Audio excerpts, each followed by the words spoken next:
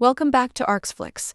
Today, we're diving into a fascinating paper titled A Closer Look at Invalid Action Masking in Policy Gradient Algorithms.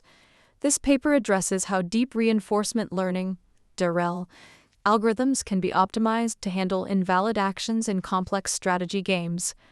Let's get into it. Modern DRL algorithms excel at complex games with large discrete action spaces. But here's the problem.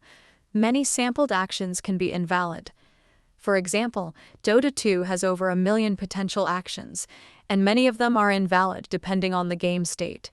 Here's a screenshot of the Mu RTS game, used in this paper to test invalid action masking. The large action space means actions like moving into a wall or buying without enough resources are common. To combat this, researchers use a technique called invalid action masking. But does it actually help? This paper aims to answer that. Invalid action masking involves masking out invalid actions and sampling only from valid ones. This technique hasn't been thoroughly studied, so this paper dives into its theoretical and empirical efficacy. First, let's understand the basics of policy gradient methods in reinforcement learning. The goal is to maximize the expected discounted return J, which involves policy gradient calculations. Here, tau is the trajectory of states, actions, and rewards. Policy gradient algorithms generally use neural networks to represent policies, converting logits into action probability distributions via softmax function.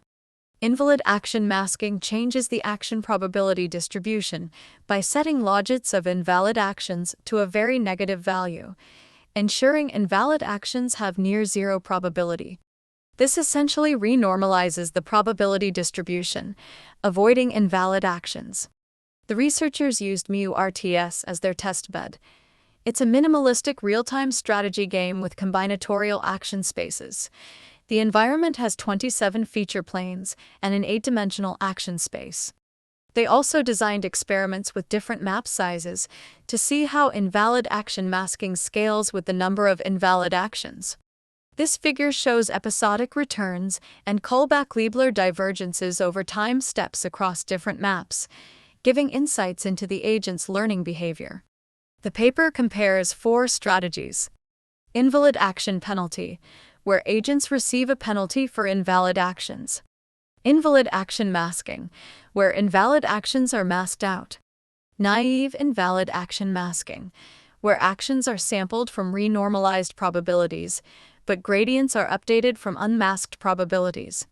Masking removed, where masks are applied during training, but not during evaluation.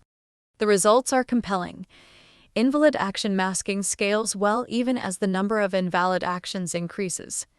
The agent finds rewards faster and maintains consistent performance across different maps. In contrast, the invalid action penalty does not scale well. As the number of invalid actions grows, it struggles to explore and learn effectively. This table illustrates how well invalid action masking performs in comparison to other strategies, highlighting its robustness across various scenarios. Invalid action masking is more than just a trick. It's a robust method for enhancing policy gradient algorithms in environments with large action spaces. Its ability to scale, combined with the empirical advantages shown in this paper, makes it a valuable tool for researchers and practitioners in the field. This paper makes a strong case for the wider adoption of invalid action masking. It enables agents to learn more efficiently and navigate complex action spaces effectively. That's it for today's deep dive. Make sure to like, comment, and subscribe for more research summaries on Arxflix. See you next time. Thanks a lot to Element for supporting Arxflix and providing this wonderful voice.